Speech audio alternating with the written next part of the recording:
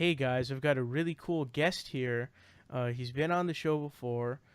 He recently passed a massive milestone of 100,000 subscribers on YouTube. It is David Doel, the host of the Rational National. How's it going, David? Hey, how's it going? I'm doing well. So what we have right now is obviously the 2020 primary is coming up, and everyone's announcing their candidacies except for Bernie, apparently. So Yeah. what I thought we would do is we should just kind of run through the candidates that we know of right now. hmm And so I thought we'd start with Tulsi Gabbard, and then I'll kind of like bring up some other names and we'll go through them. Sure. So, so go So ahead. Tulsi What are your Gabbard? thoughts? Yeah. Yeah. So Tulsi Gabbard is somebody who me like a lot of people, I was very impressed with her a few years ago when she came out and left the DNC so she could support Bernie, and she discussed how she felt this internal pressure within the DNC, the Democratic Party, to fall in line and support Hillary Clinton. I thought it took a lot of courage of her to come out and talk about that because we all know the Clinton machine was huge back then, and to not feel or to not bow to that pressure, I think showed incredible strength. But there's some weird stuff now.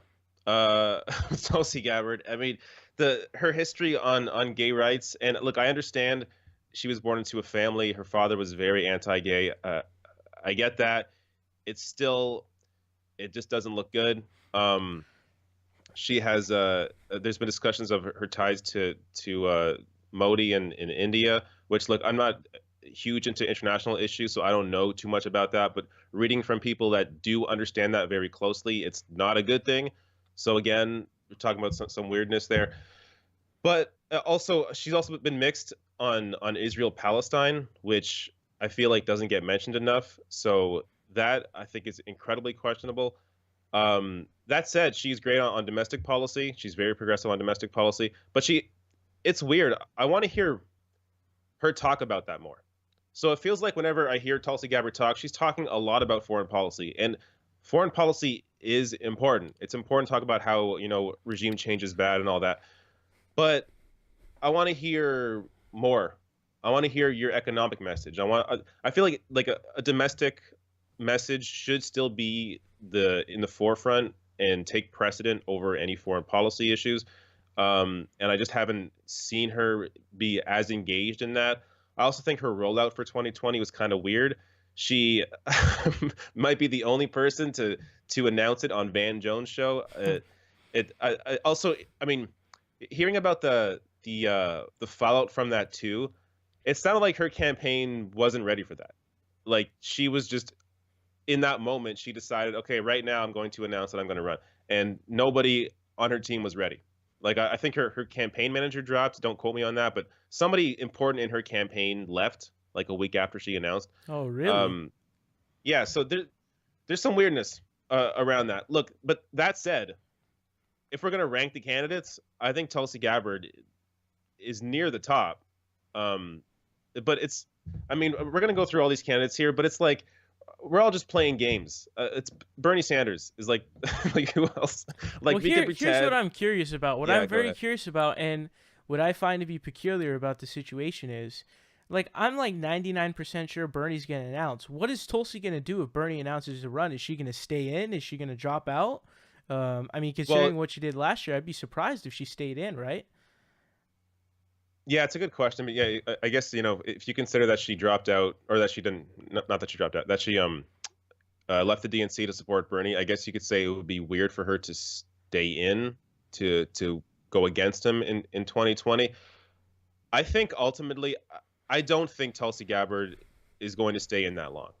I think she may stay in long enough to try and maybe raise her own profile, maybe try and change the conversation a bit in terms of how she's against regime change, though she still seems to be in favor of uh, military funding, and like she's Right. kind of. So have you read that quote from, I believe it was the Intercept interview, where she said that she's, I believe, a hawk on wars against terrorists, but a dove again on wars that are useless wars that don't work. So I don't really Yeah, understand where the line comes in there. I think she was, yeah. So it's something like she's a dove when it comes to regime change, but she's tough on terrorism, which is or yeah, she's a hawk on terrorists, but she's a dove on regime change, something like that. But So so like, where does I she guess draw the line in terms of war?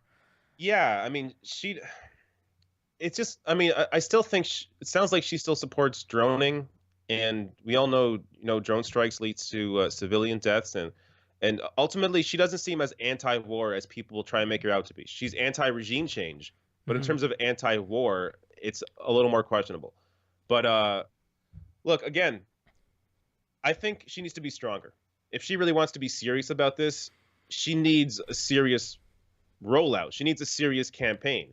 And for whatever reason, she's not being taken seriously so far. And not just by the media. Of course, the media is going to smear her. And look, there are also, let's be serious here, there are also very bad faith critiques of her. There Oh, are a people that are lot. going after her that just want to go after her. Sorry? I said a lot. Yeah, there's a lot of those. Yeah, there's a lot of that. So we have to be able to parse all that out, understand that people that are critiquing Tulsi Gabbard are not necessarily coming from a bad place. There are good faith critiques and bad faith critiques, and be able to separate the two things. I just want her to be better. I want her to be more clear on issues like Israel Palestine. I want her to talk about how maybe she was wrong about that in the past, why she changed, so that sort of thing. Where I want to understand her evolution in all these different topics. But yeah, it's hard for me to take anybody else seriously when it's Bernie, and if Bernie doesn't run, it's Warren. So it's everybody So you else. have Warren over Tulsi, because that's Oh a yeah, very potent conversation right yeah. now. No, So tell I us why you support Warren over Tulsi, because some people will disagree. Warren is better in terms of economic policy. I feel like Warren is a lot more educated and more. She has shown a history to actually push back against powerful interests like Wall Street. So having an example of Elizabeth Warren, or having her out there and already having this strong past. And look, before 2016, everybody wanted Warren to run against Hillary. I mean, Bernie eventually did run because Warren didn't. But Warren could have run in 2016, and I think she could have won. So we need to sort of get back to that mindset. People, I think, are critiquing Warren too much over the fact that she didn't endorse Bernie in 2016, and I think it was a mistake of her not to do that. But I totally understand why she didn't. She didn't because she was stuck in this strategic mindset where it's like, okay, like in her mind, she thought there's no way Bernie's going to win because that was the consensus around Washington. There's no way Bernie's going to win. Of course, it's going to be Hillary. So in her mind, she's thinking, well, Warren's thinking, if I endorse Bernie, then I completely lose my ability to influence Hillary when Hillary wins. But I mean, Hillary didn't win, so that's the problem. But nobody knew that at the time. In terms of, you have to think of just in terms of Warren's mindset at that time. In her mind, she's thinking, my best chance to push progressive policy forward is if I stay on Hillary Clinton's good side, so that when she wins, she will listen to me. She has a better chance at listening to me than if I had endorsed Bernie in the primary. So I believe that was Warren's thinking. So understanding that, I think, allows people to maybe forgive Warren for not coming out and supporting Bernie in 2016, and understanding that this is somebody who is ultimately on most issues going to be on your side. Now, Warren, I can critique on her inability to really be strong on Medicare for all. So she's now wavering on Medicare for all, saying, "Oh, there's different ways to get there." No, Medicare for all. I mean, let's not be. We can't. We have to push these people, right? Like it's not just about. You have to. It's not just about policy. It's also about strategy. So even if, look, I hate playing this game, but let's say there's a compromise in the future. You don't want to come to the table with the compromise. You want to come to the table with the absolute position you definitely want to have. And then maybe if you win, see what happens. Maybe start Medicare for all off with you lower the age, or you bring in younger people first, and then maybe the next year you bring in the next age group. So there's different ways that you can roll it out, but start from the absolute farthest position you possibly can hit, and then potentially, maybe, if you have to, just to be able to get there, you are forced to compromise in some way. but you do not compromise in the campaign. That's one thing you absolutely don't do, and Warren is already doing that on Medicare for All. Right. I agree with that 100%. So, how do you feel about Warren's chances going forward? Um, Especially I'm a if little, Bernie is to announce. yeah, I'm a little mixed on it. I feel like other people's, everyone else's optimism that I'm seeing for Warren, apart from some of the Twitter beefs and stuff, but the people that are optimistic about Warren are making me be a little more optimistic about her. But she hasn't really got the traction that I think she will need it to win so far. Now I know, look, it's super early. Voting is a year away, but in terms of the way the media has been focused so far, they're very focused on Kamala Harris, and it's because there's going to be so many different candidates. It's going to be a lot harder for Warren to be able to get her voice in there when you have the media so focused on Kamala Harris. You have the progressive voices so focused on Bernie Sanders. Warren she's up against a wall where she has to be able to get the support from the progressives or the mainstream press, and neither of them have her as their first choice. So Warren seems like a second choice for progressives and maybe like a fourth choice for the establishment types. But look, if Bernie doesn't run, I think Warren has a much better chance because then she'll get the progressive vote behind her. But if Bernie does run and Warren is running, I don't think Warren makes it past like the first two states. So you think she'll drop out in the first two states? She won't even make it past that? I just think Bernie's going to get the vote. I mean, if Bernie's running against her, it unless the country's a lot more progressive and there's a lot or more diverse in their progressiveness, and there's a big group for Bernie but also a big group for Warren, I just don't see that. That could potentially happen, but because of the way a lot of it will depend on how powerful the media still is. So if MSNBC and CNN and the New York Times and the Washington Post, if they are as powerful as they were in 2016, then they're going to be able to push someone like Kamala Harris out there that's going to be able to attract a lot of the attention away from people who may have voted for Warren. But if they don't have that traction that the media had in 2016, and let's say, I don't know, maybe the Young Turks or other progressive shows online are now have more of an influence on the election, then there's the potential there for maybe multiple progressive candidates to make it far. But the way it's playing out, or the way at least it played out in 2016 and could still play out in 2020, is you're going to have the progressive candidate get Bernie, get most of the progressive vote. Warren may get some people who are maybe a little skittish about Bernie for whatever reason. And then you'll have people vote for Kamala Harris. And I mean, Kirsten Gillibrand's going to be gone. Cory Booker is going to be gone. The top three, or the top two, if there was going to be a top two, it would be Bernie and Kamala at the end. So far, I think that's what would happen. But we're going to have to see how it plays out. I mean, there's so much could happen between now and Iowa, so it's hard to really guess. And what were your thoughts on, now I know Richard Ojeda's dropped out now, but what were your thoughts on his campaign before he dropped out?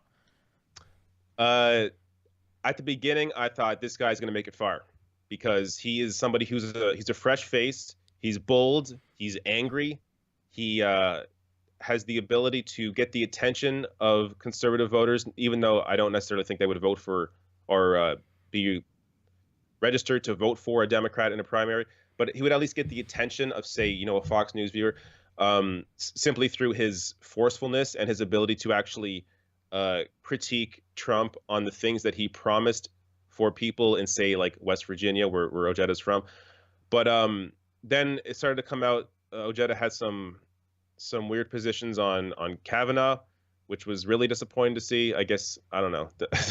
That was just like one of the easiest positions to have was to be against Brett Kavanaugh, and he just wasn't there. So that would have definitely hurt him. The fact that he voted for Trump would have hurt him. Yeah. So at the same time, though, Ojeda has to run for governor or senator in West Virginia. He's a voice that I think the Democratic Party needs. He's not as progressive, especially on the social issues that maybe we want him to be, but he has that anger and he has that support for unions that I think the Democratic Party definitely needs. Didn't he give up his state Senate seat to run for president, and now it's filled by a more conservative person? Yeah, I'm not sure who filled it, but yeah, he gave up his seat to run, and then 10 days later he dropped out of the race. So Oof, it's probably just wasn't a good move, unless he has a no, but plan. Maybe he has a unless he plan. has a yeah. So I did a video on Ojeda dropping out, and I said that he should go after Capito. So Capito is the other senator in West Virginia. There's Joe Manchin, the Democrat, then the Republican, Capito. Uh, I think he should go after her in 2020. So she's up in 2020. He could run against her as a Democrat, assuming he wins the Democratic primary for that race, and be able to, I think, potentially defeat her in 2020. So I think he should go after her, or if not her, then the governor, which is also potential. But I don't know. Okay, so those are kind of all the progressives, I believe. Now, out of Yeah. the corporatists, you have. What are your thoughts on Kamala Harris? Um, she is very skilled.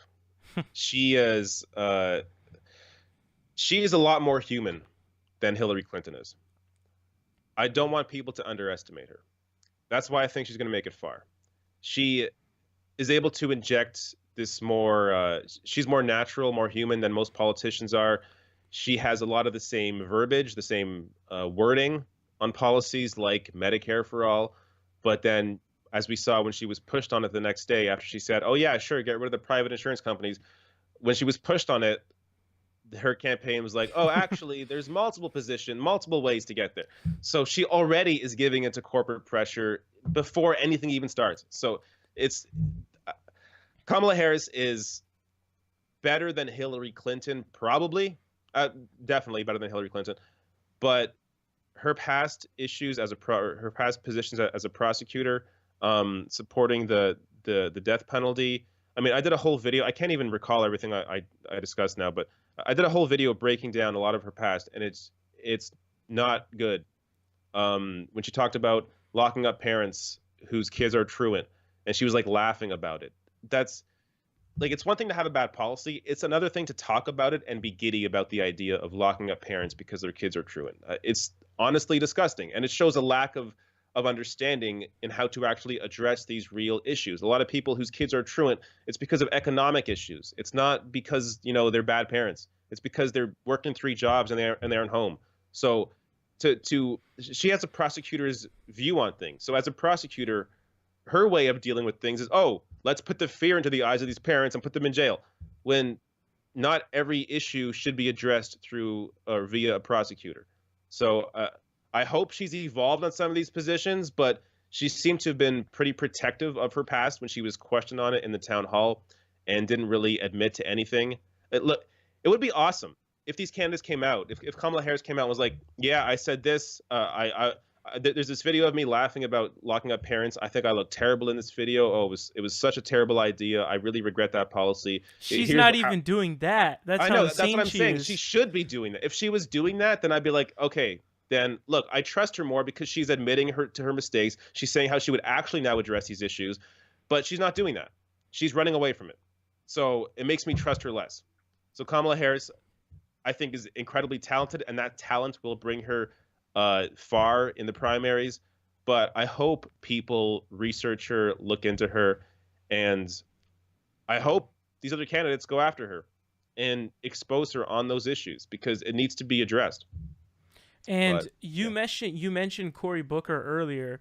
There was something really interesting. I read this article about how the Congressional Black Caucus, the CBC, there were a bunch of people in it who, despite Kamala Harris already having announced, were hesitant and refused to actually endorse anybody yet.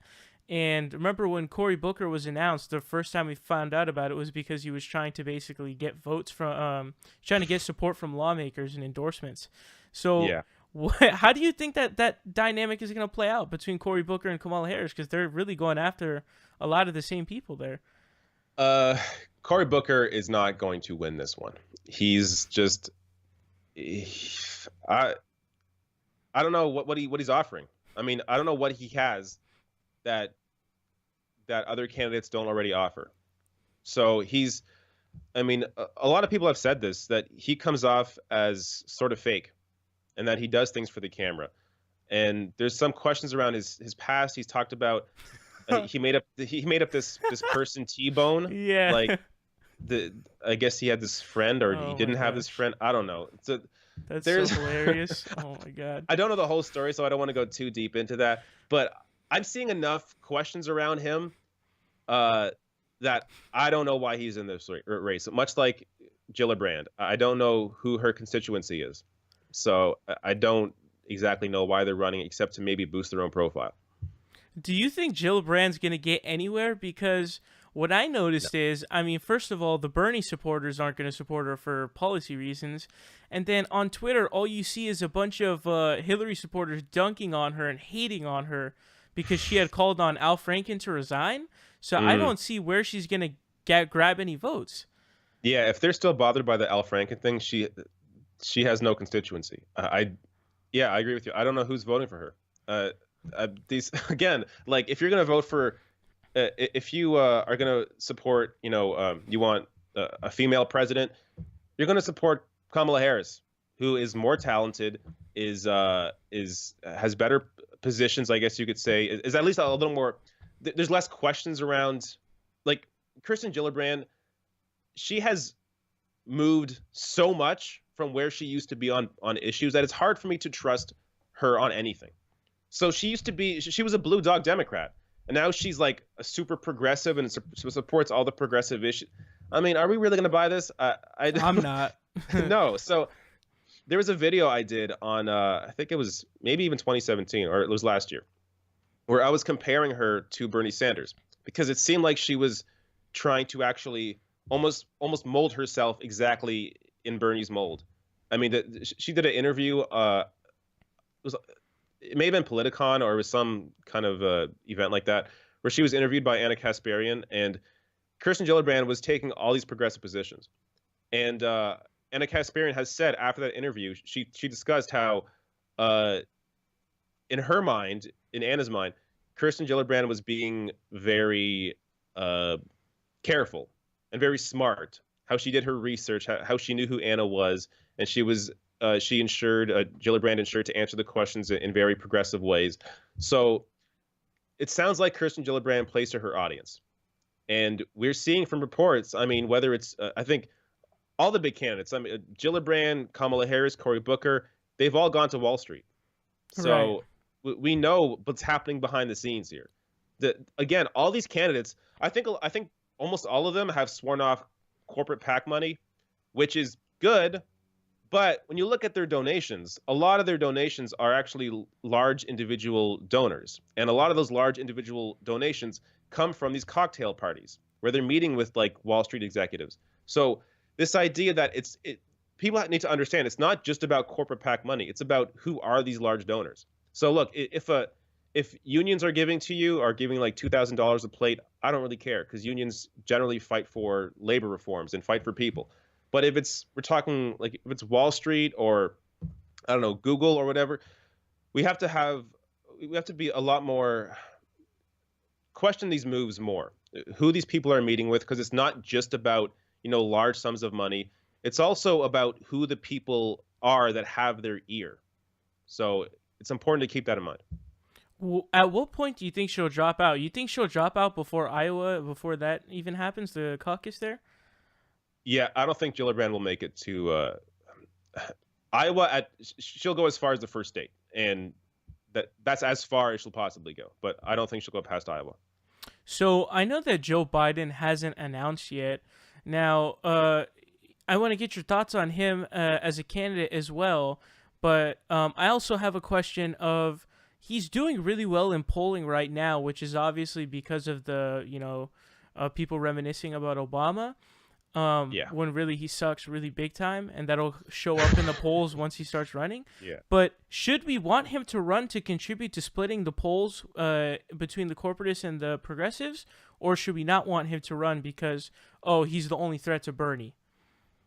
You know what? I think he could potentially take some older voters away from Bernie Sanders. So people are saying, Biden will split the vote between Kamala Harris, and I don't necessarily think that's true. I think there are people out there. Look, me and you know better, but there are people out there who think, oh yeah, Biden and Bernie, they both fight for working people, but we know they don't. But Biden is able to fake it enough that he's able to get some of those voters that think, oh, Biden's a working class guy because he looks like one. When he fights for bankers, he's talking about how he supported a Republican in a race last year, and that Republican won by, I think, like a percentage. So like the idea that we have a potential 2020 Democratic candidate who supported a Republican in 2018, and this is a front runner for the Democratic primary, fuck that. No, the Biden, if he runs, his support is going to drop off immediately. He is, once he starts talking, once he gets on stage and people are like, oh yeah, this is Joe Biden, it's going to completely go down. But in terms of splitting the vote, I think there's more of a potential for him to take votes away from uneducated people that may vote for Bernie because they think Biden's a working class guy. So you'd prefer that he doesn't run instead of contributing to splitting vote. Okay. And do you think he will run? Or because I've read a report that says he's rethinking his run and kind of having to craft his message differently. Yeah, that's such a good question. I can go either way. If I were to guess now, I'm going to say I don't think he will. And I don't think he will because I don't think he wants to be seen as somebody who is taking support away from Kamala Harris. So I think in his mind, where he comes from, it's like, oh, Kamala Harris is definitely the front runner. So if he runs, he'll get attacked for taking support away from her or potentially taking support away from her. And he also, I don't think, wants to be as progressive as Kamala Harris's language is on these issues. I don't think Biden wants to support Medicare for all. I don't think Biden wants to raise taxes on the rich. So I think he's afraid of maybe looking bad and potentially hurting his reputation. So if I were to guess now, I don't think he's going to run. Have you know about Julian Castro, who's also announced? Oh yeah, I forgot. Yeah. Is he going to make it anywhere? No. I mean, I forgot he was even running.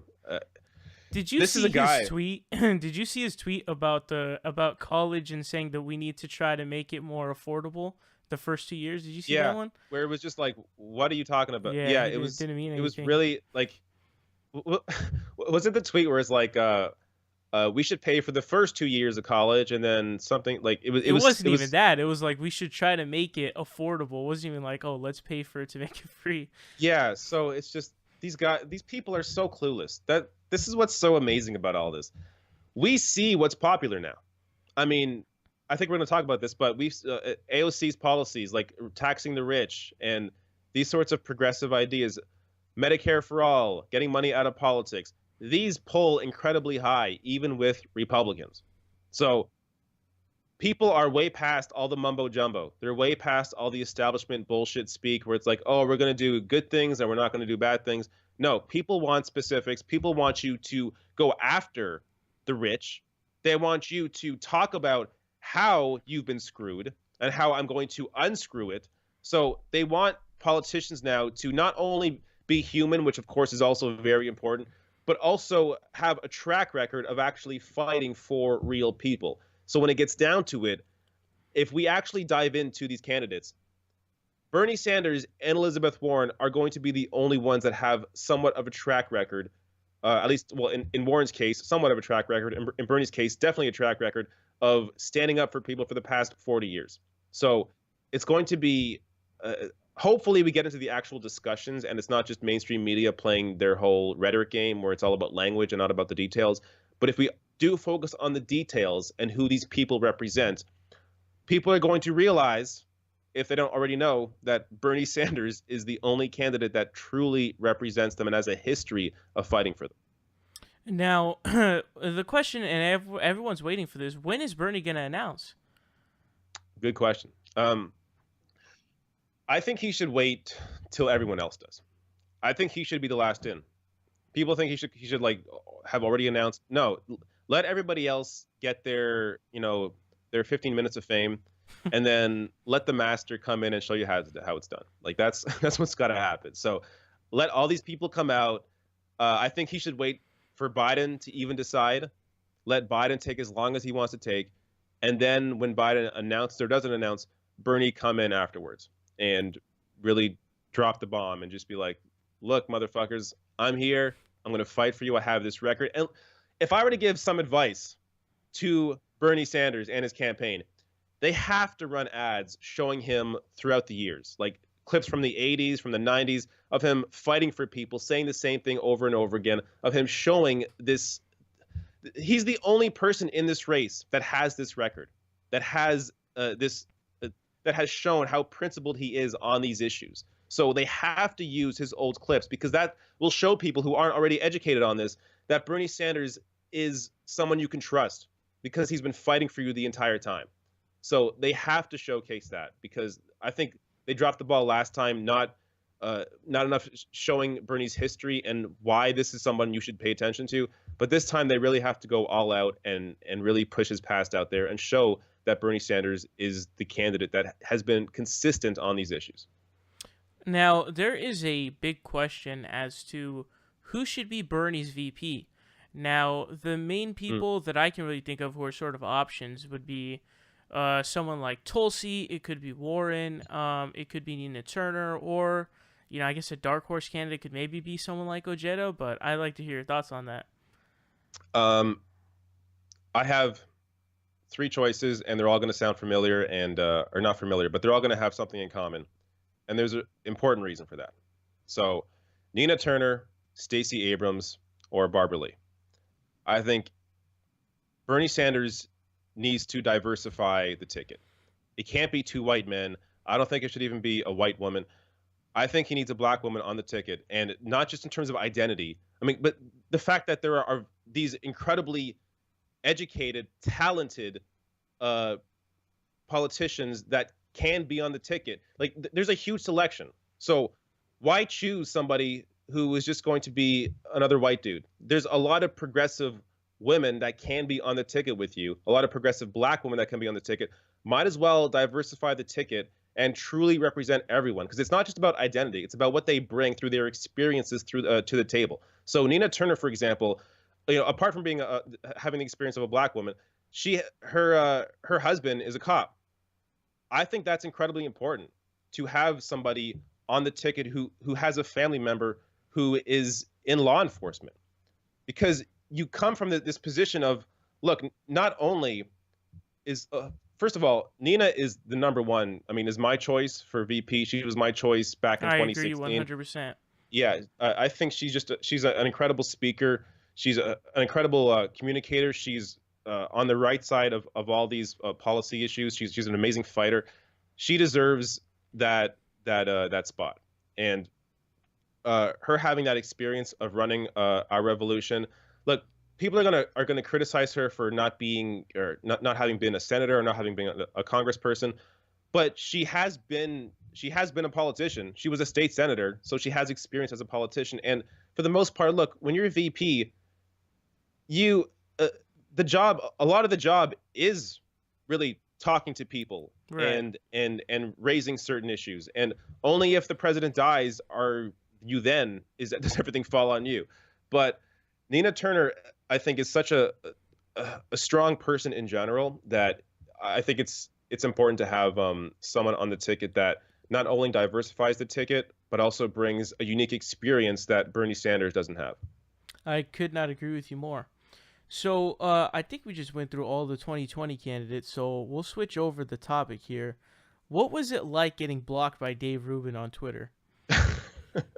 I didn't know it happened until I went to so someone in my timeline had like quote tweeted Dave Rubin, and I didn't see the quote. I didn't see the quote, so I clicked on it and like, you are blocked. Like, what? When did this happen? So because I never tweet Dave Rubin.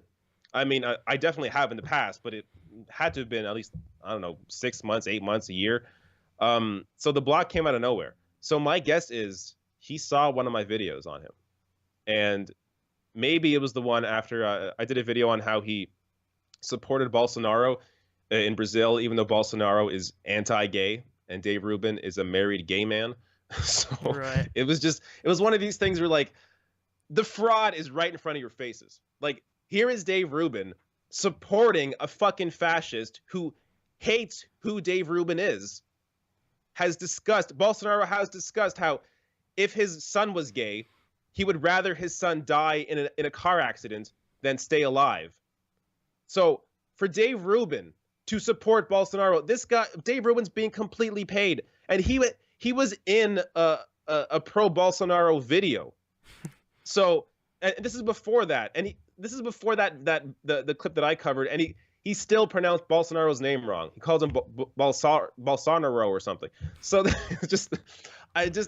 the level of fraud and the level of stupidity is truly unmatched.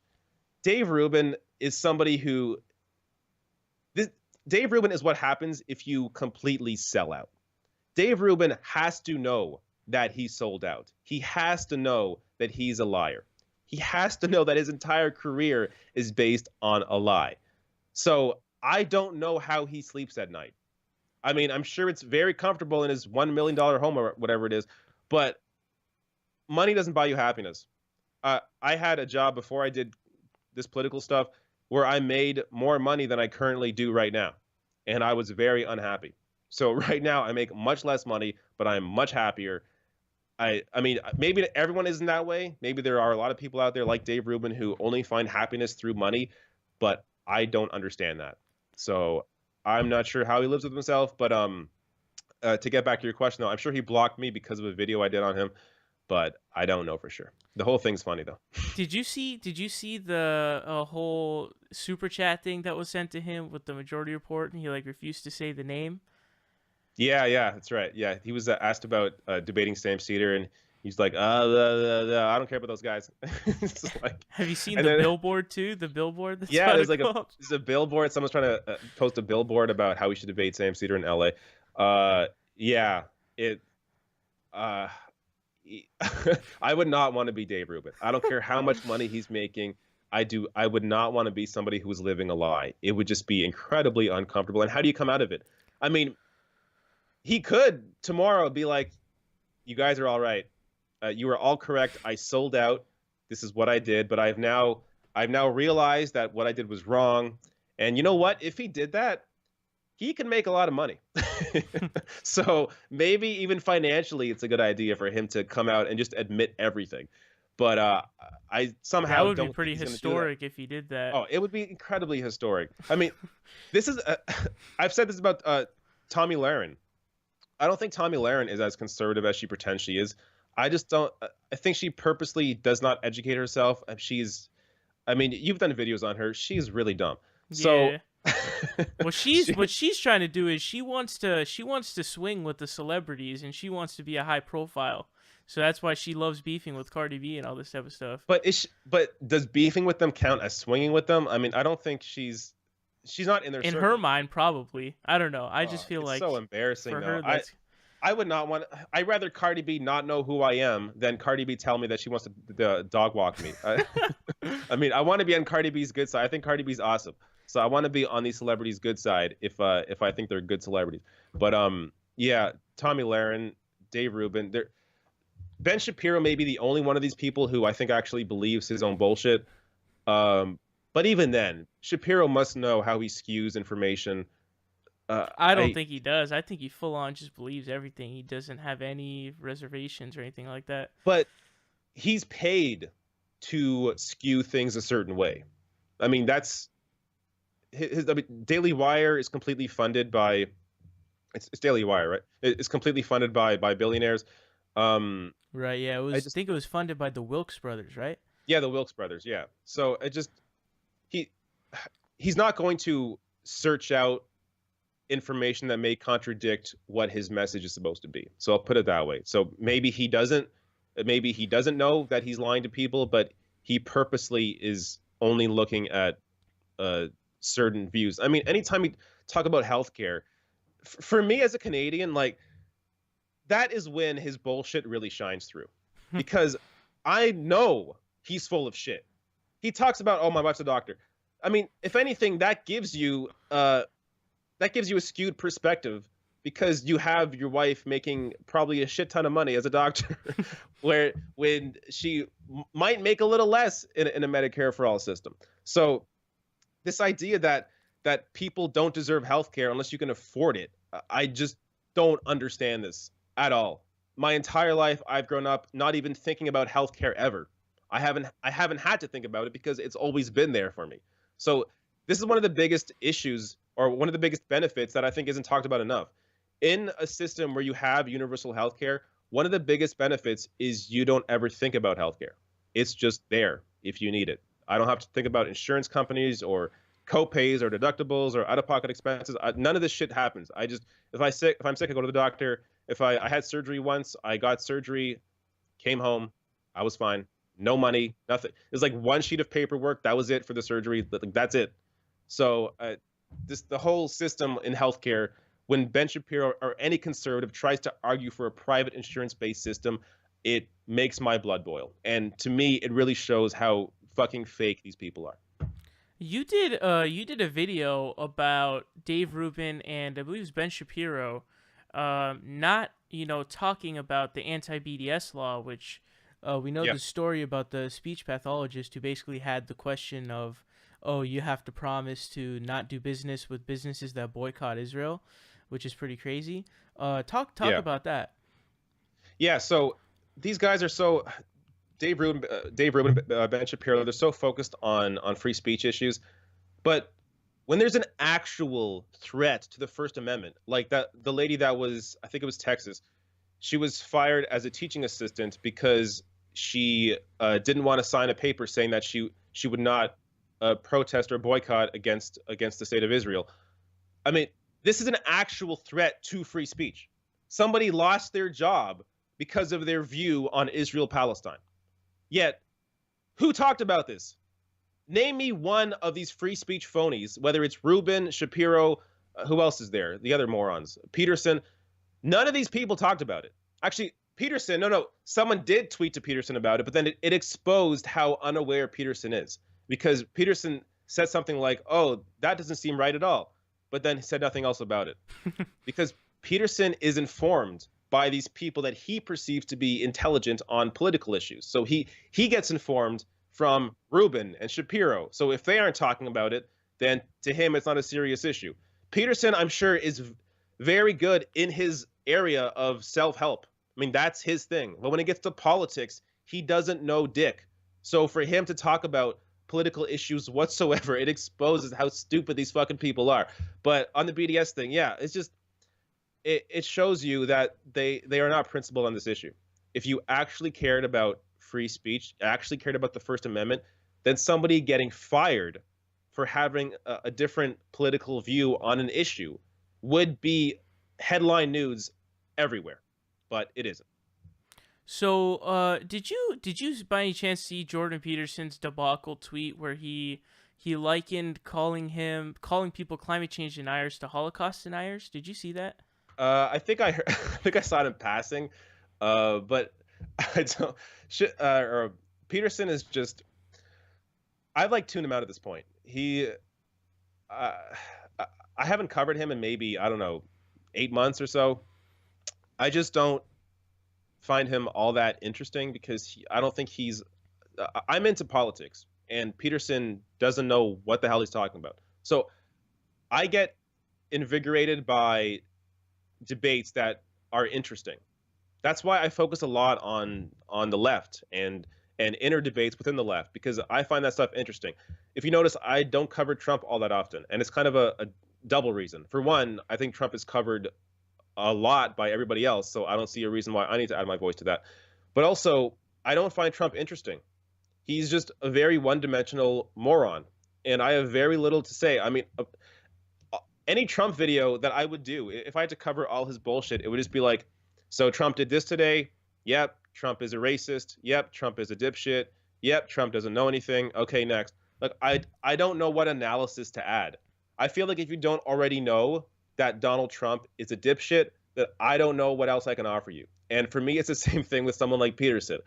I feel like he so clearly doesn't know what he's talking about that I don't know what to add to that conversation. At least somebody like Ben Shapiro, they have arguments, and I can break down their arguments and why their arguments don't make any sense. But someone like Peterson, it's just like climate change. How do you not understand that you should be listening to people who are experts in this field. Like, I don't know what else to add there. Okay, so I wanted to talk about AOC and kind of how she's basically taken the country by storm, Hmm. especially with their latest top 70% marginal tax rate. And just give me your thoughts on what she's done and her dunking on conservatives and stuff like that. What are your thoughts? Yeah, AOC I think has changed the conversation. She has done what Bernie started. So AOC, since winning her seat against Joe Crowley, has not compromised whatsoever, and if anything, has gone even farther. So she has discussed higher marginal tax rates on the rich, 70% on any money made over $10 million. And guess what happened? We're still talking about that. The media still talks about that. Fox News still talks about that. In a Fox News poll, the majority of people polled in a Fox News poll agreed that people making over $10 million should be taxed more. So AOC, not only is she changing the conversation or bringing up policy issues, but she's exposing how many people already agree with these positions. So the vast majority of people in America understand that they are not millionaires, will never be millionaires, and that a lot of the people that are millionaires because they inherited a lot of that wealth. I think I saw a study recently. I think it's 60% of people that have over, I think, $10 million, 60% inherited most of that money.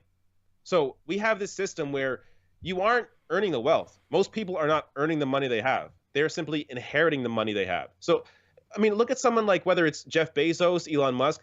These are people that were able to get loans from their parents. Elon Musk, his dad was an emerald farmer.